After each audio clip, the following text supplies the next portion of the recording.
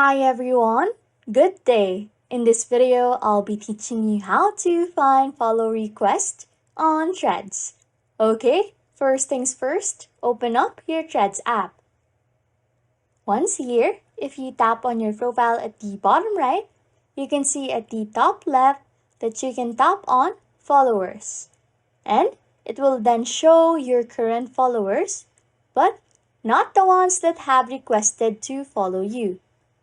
So, all we have to do to find that is to go out here and tap that little heart button at the bottom right. Under the activity, here, these are all of the accounts that have requested to follow me.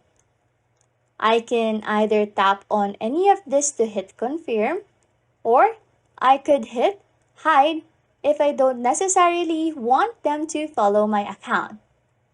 But in my instance, I'm just going to hit confirm on all of this and approve all of these people to follow my brand new Threads account.